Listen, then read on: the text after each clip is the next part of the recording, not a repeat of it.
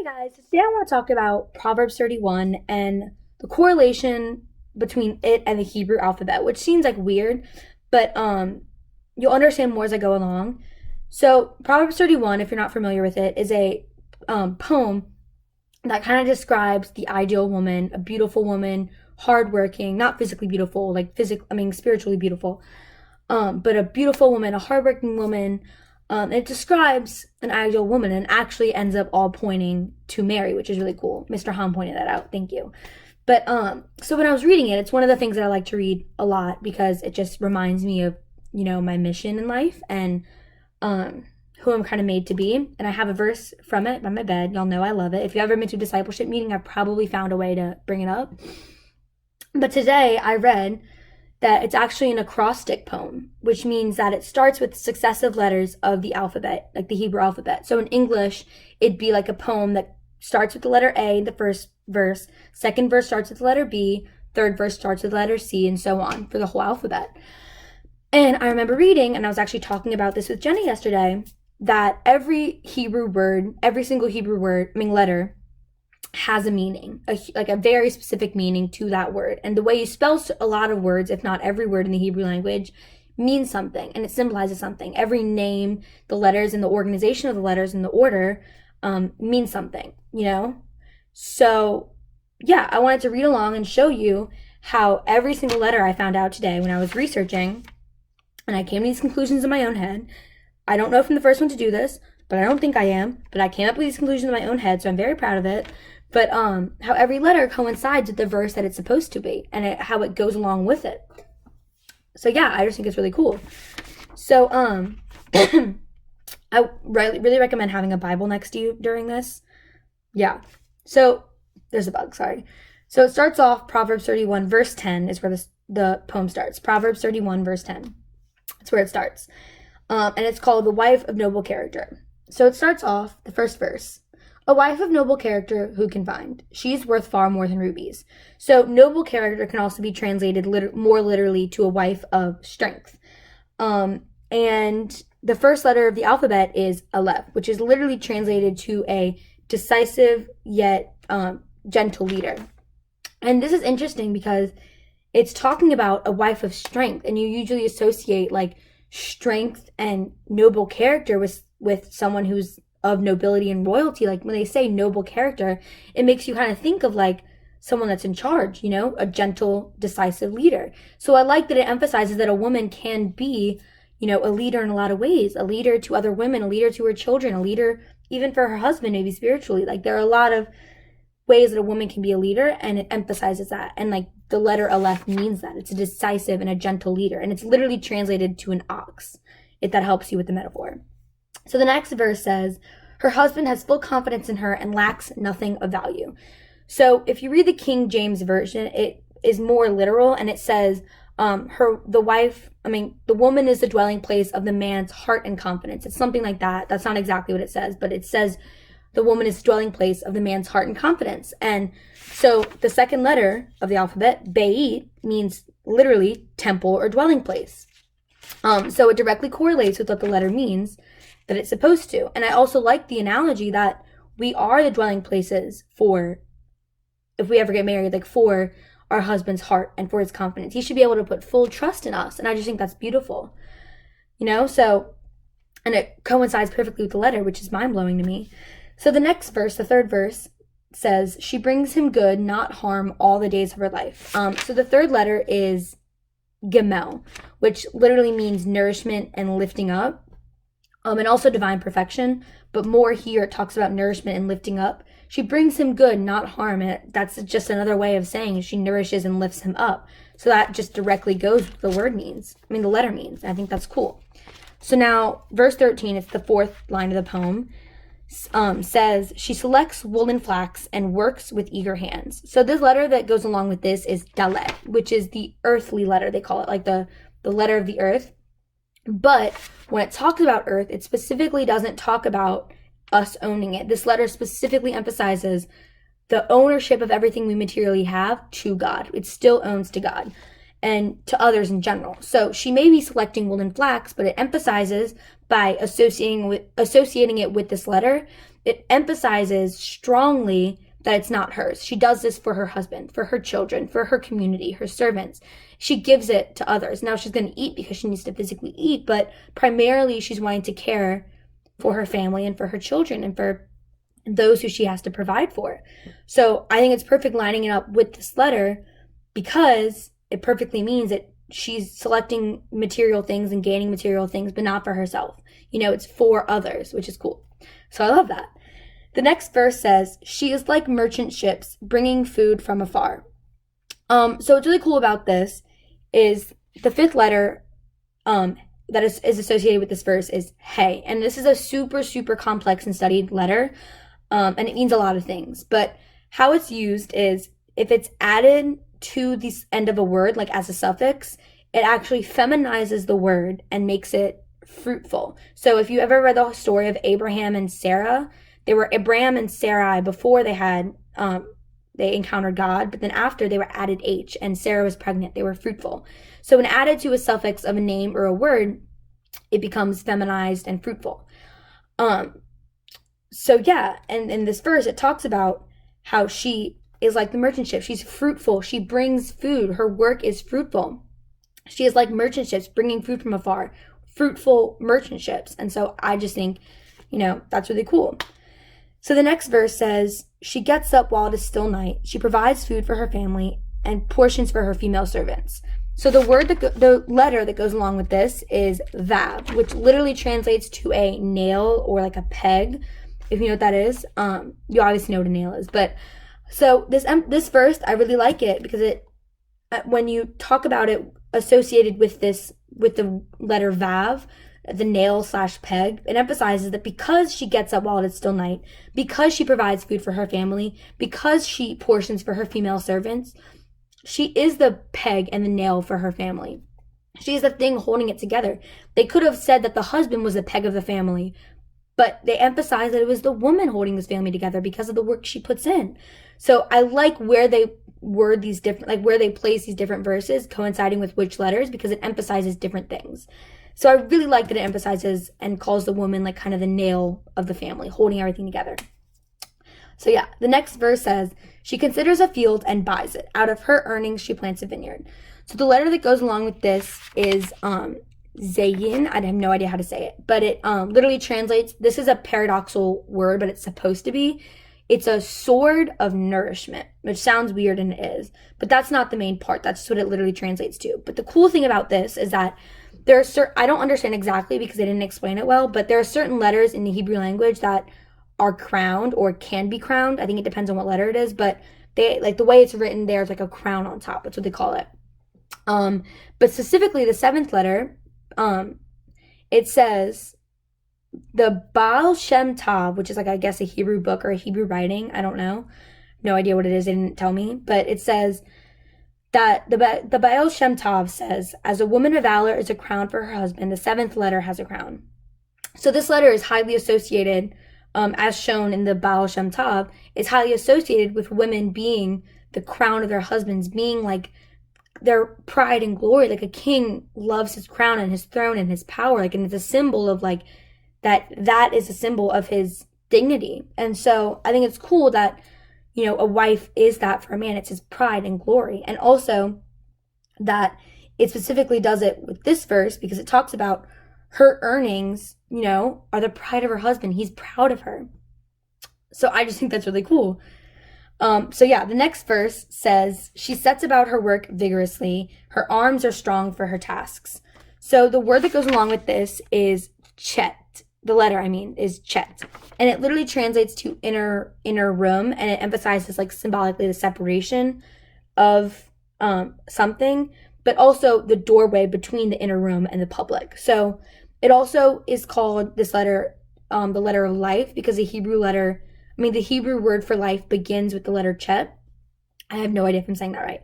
But so this letter symbolizes the doorway for life. And so her tasks are fruitful. She's the doorway for life for her family in so many ways. By this verse, it says she's the doorway of life because she works vigorously and her arms are strong for her task. But she's also the doorway to life for her family physically by giving birth, physically by bringing her food, and also spiritually by being a strong kind-hearted woman. There's a lot of ways that women are the doorway of life for their families. So I love that. The next verse says, she sees that her trading is profitable and her lamp does not go out at night. So the letter that goes along with this is Te. I have no idea how to say that. But it literally translates to like a snake coiling around a staff, which is like a repeating image kind of in scripture. So it's a snake going up a staff, and it and so that's what it literally is supposed to mean, but it also emphasizes it can mean good or bad, but the good translation of this letter is hidden goodness, specifically like a pregnancy. It's like a woman, the way the letter is shaped, if you look at it, it looks like a pregnant woman and like a hidden goodness inside of a woman. So it says that her trading is profitable. Like a pregnant woman, her trading is also profitable. It's fruitful. There's a repeating, message in this that women's work is fruitful, that they bring a lot of great things physically to their family and spiritually to their family. So yeah, I think that's awesome. And I still think it's so interesting which letters they choose to coincide these verses with. It's just awesome. Now, these two next verses might be the coolest ones. They might be my favorite. It says, this verse says, in her hand she holds the distaff and grasps the spindle with her fingers. So the letter that goes along with this is Yod, which is, the letter is supposed to be shaped as a closed hand, which is exactly what it's talking about, a closed hand. And it symbolizes like finished work and like good work. Again, fruitful work, a repeating image. But it is awesome because this exactly coincides with the letter means. The letter literally translates to being a closed hand, and it says she holds a distaff, grasps the spindle, her hand is closed in this. And so it's just like an awesome image that goes perfectly with, with that image. Now the next verse says she opens her arms to the poor and extends her hands to the needy. So the next letter is Kaf, which literally, when you write it, is supposed to be an open hand, which is what it says. She opens her arms, extends her hands. And it means it symbolizes humility, allowing to let the power go and allowing, your authority to kind of go. So by opening her hands to the needy, and extending her arms to the poor, she's acting humble like Jesus does and serving others instead of worrying about herself. She's serving others. So it's awesome. And just in those two verses, how it's an open and a closed hand, like it perfectly coincides with what the letter symbolizes. So it's just so cool, mind-blowing. So the next verse says, when it snows, she has no fear for her household, for all of them are clothed in scarlet. So the letter that goes along with this is Lamed, which is a pastoral staff. That's what it's supposed to be. Now, I don't really know how well there are two interesting parts about this letter. So the first part is that it emphasizes the actual and potential aspects of life, which there are two words for that, koach and poel. I don't know if I'm saying that right, but so the power of spiritual being made into physical, kind of manifesting certain things. And this is exactly what the verse is talking about, that she's manifesting, like her house is not, because of her hard work, her house isn't going to be cold. She's manifesting good things for her house because she works hard. And also, this letter is supposed to symbolize palms, like the palm of your hand, which is, first of all, like a blessing. Like you bless people like this and you pray like this. So it's like a blessing. But also, this is just something that I thought about. Warming, you kind of warm like this. So it's like a metaphor, like warming your palms. She's indirectly warming her household by providing for them and providing them scarlet. So, maybe that's the same thing, like warming. Maybe they meant to do that. I don't know. But I think that's cool. Now this next one is really, really cool. She makes coverings for her bed. She is clothed in fine linen and purple. Okay, so this next word, the word that goes along with this is mem, which is literally like a mighty chaotic water, but it more emphasizes the dominion of something over it, like how Jesus walked on water, kind of. Like that whole thing where it might be like crazy chaotic water, but God still has control over it. It's King of Kings is what it literally kind of translates to. And this is a perfect analogy because linen and purple, which it says she's clothed in fine linen and purple, are both extremely common, more purple, but they're both really common symbols for royalty. Like the color purple has always just been like a royal color. You always associate that with royalty. So it's obvious that they meant to coincide this with the letter that it meant. This letter means King of Kings, and that's what she's being compared to, is King of Kings, which is so interesting. And I think it's one of those things that when people try to deem Christianity or Judaism as, sexist or something like that, you have to explain to them, like, no, it's saying all this. It compares women to being the King of Kings of her household. Like, it's beautiful and anything but sexist, So the next verse says, her husband is respected at the city gates where he takes his seat among the elders of the land. So the next letter is Nun, and it literally is a fish, but it more talks about like a seed. So like a seed grows a plant from it. This word emphasizes faithfulness and the good things that come out of being faithful, like kind of like a plant that grows out of a seed of faithfulness, if that makes sense. So what this verse is saying, by coinciding it with this letter, is saying that her husband being respected at the city gate and being respected by the elders of the land, it's partially, if not fully, because he has a sturdy wife. Because if he had a chaotic wife who didn't take care of the children and who, wasn't going to assist him and wasn't going to provide for the house in every single way she could, how is he supposed to be respected at the city gate? He has other things to worry about, but her faithfulness was the seed to be able to grow his respect, and also then for like his respect, then her respect, if that makes sense. So by coinciding it with the letter Nun, it just is a huge good analogy that I liked reading. Anyway, so the next one says, she makes linen garments and sells them and supplies merchants with sashes. So this letter is Samek. I don't know how to say it at all, but it's literally like an aid or a prop.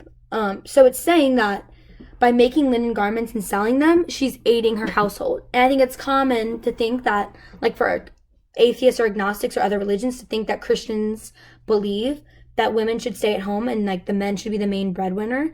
But in this, it's saying that she's making money and she's an aid to the household, and she's helping financially with her house by selling linens. So yeah, and also it's like if her husband loses a job, their family isn't just like bankrupt, she's still providing. So again, by coinciding it with this letter specifically, by aid/prop, by that's what it means, it's emphasizing that women are not secondary. Women are not, anything that people have tried to make them out to be for thousands of years. This is why this is such an important poem. Anyway, you can see why I love this poem. So the next verse, which is one of my favorite things, this is the one I have on my bed. It says, she is clothed with strength and dignity, and she can laugh at the days to come. So the letter with this is ayin, and I don't know if I said that right, ayin, but it's literally like an I, and it emphasizes, like, because it's a silent a silent letter. When it's in a sentence, you don't say it. When it's in a word, you don't say it. It's a silent letter. So it emphasizes seeing and not speaking yet, like not speaking, but seeing. So that's what it emphasizes. And it's saying that she can laugh at the days to come, but she's strong and she's dignified, and and she doesn't have to talk to be dignified. And that sounds weird, but let me get to the next verse, because a lot of people might interpret that as, oh, well, the Bible is saying that women should just be silent and shouldn't speak. But no, listen to the next verse. She speaks with wisdom, and faithful instruction is on her tongue. The next letter is Fe, or Fe, and it is a mouth, and it literally translates to speaking and instruction. So what this order of the seeing before speaking is exactly what people have already known for years. Think before you speak. And it emphasizes, especially like everyone, not just women, but everyone should see and to think about things before they speak. But it doesn't mean that she doesn't have authority. It's saying that she's instructing people. She's faithful instruction is on her tongue, and she's intelligent. She has wisdom, And so again, this refutes the entire argument that Christians and Catholics think that women are secondary. They're not.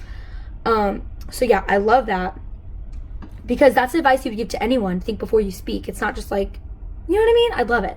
So the next verse says, she watches over the affairs of her household, and she does not eat the bread of idleness. So I looked up what it meant, and bread of idleness just means bread that is not earned. It's physically like, yes, bread that you didn't make, but it's also like metaphorically like getting things that you don't really deserve, like that you haven't earned. So the word that goes with this is tashade, and it's physically like a fish hook, and it symbolizes harvest. So coinciding with this, it's saying that she doesn't eat the bread of idleness because she's harvesting food. She's fishing. She's, planting things. She's providing for her family as much as she can. She doesn't eat the bread of idleness because she doesn't need to. She's provided for her family, so everything she eats is hard earned. Everything she gets is hard earned because she's a hard worker. So I love that.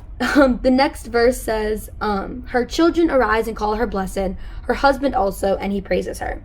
So the word that goes with this is kopf, which is the back of a head.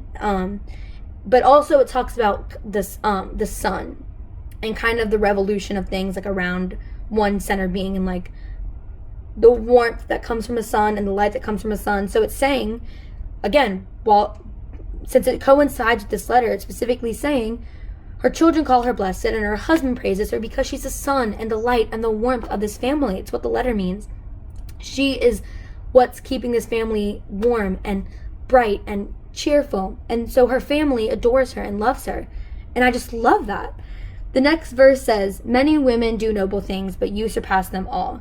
This one's really, really, really cool. So the letter for this is reish. And it's a head, but not the back of a head. It's a full head. And it emphasizes like a leader and like the highest or most revered of a group. And this exact verse is saying, many women do noble things. You surpass them all. You are better, not better, because no woman, like, it's not like people are better than other people, but like Mary, she's fit every one of these Proverbs 31's like requirements. And so she is the queen of queens. She's the queen of saints. She's the queen of women. So a true Proverbs 31 woman stands out from other women. You can tell that she's a cheerful woman and a hardworking woman and a great person to be around. So yeah, I just think that's awesome. So the next verse says, charm is deceptive. This one's really, really cool. Charm is deceptive and beauty is fleeting, but a woman who fears the Lord is to be praised. So the letter that goes along with this is sin or shin. And it's an eternal flame. It also can be a tooth, but in this case, it is an eternal.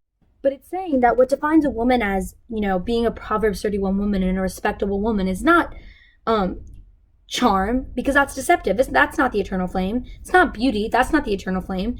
It's saying a woman who fears the Lord is to be praised. That's what the eternal flame is. Fearing the Lord is going to be what not just sparks the attraction from a man, but just makes him continue to love you forever, because charm is deceptive and beauty is fleeting. Those are not the things that should define you to be in love with a woman. This is telling, informing men and giving them advice that don't look for a girl who's just physically beautiful and just might be charming. Look for a girl who fears the Lord and fits all these things. So I just think that's beautiful that the eternal flame, what this letter is saying, what that letter means is an eternal flame. The eternal flame in us is going to be fearing the Lord. And that's what's going to be holding together a very strong, marriage or friendship or whatever it is. So the last verse says, honor her for all that her hands have done and let her works bring her praise at the city gate. So the letter for this is tav, and it's literally like a sign or a covenant. There are two really cool things about this. So the first part is that it's really just saying, like, it's ending it with saying, marry this girl, kind of. It's saying, praise her for all that her works have done. And it's saying, like, this is kind of the girl you should make that eternal covenant with, to marry her, and this is the girl you should ideally want to go into a joint with and marry her. But this is the coolest thing. This doesn't have to do with this, actually, but the symbol for this word, that this letter means covenant. The symbol, like, there were some symbols, like one was water, one was a fish hook, one was fire. The symbol for this is two sticks, I swear in my life, shaped like this, like a cross, like literally like shaped like that. Two sticks. Thousands of years before Jesus was even around, that was a symbol of a covenant. And in the end, him on the cross with two sticks like this is a sign of the eternal covenant, a covenant that can never be broken. And if that's not a sign that, God is all powerful, all knowing, and he's eternal, I don't know what it is. That is so cool. There was no way that the people originally coming up with the Hebrew language would have known that two sticks like this should be the covenant, should like represent a covenant. That is solely like divine intervention. Like, I just think that is so cool. So yeah, basically what I wanted you to get out of this is that reading into some of your favorite passages and reading into what certain, the context of certain things and the context of certain passages and verses is really, really, really important. And as you can see, if you read Proverbs 31, yeah, it's a beautiful thing, but when you look that it's an acrostic poem, you look at the letters, you look at what it means, it opens your eyes so much to a deeper meaning of scripture. And so we're not just to read a verse and be like, oh, that's cool. Like, really look into what those verses mean and really just take in, what God is calling you to do, not just on the surface of what it means, but to look deeper into what does even down to the letters mean, because everything in scripture has a meaning, So I just think that's really cool. I really hope you guys like this. I am sorry it's long, but you can break this video up if you need to and watch it, over a little bit of period. But I just really needed to share it because this was mind-blowing to me, and especially like the cross. I just thought that was so cool. Like that like this was a sign of a covenant. 2 wooden sticks like this have always in the Hebrew language been a sign of a covenant. And then Jesus was, I just think that's so cool. But anyways, I hope you like this. I am sorry it was long, but yeah. Bye guys.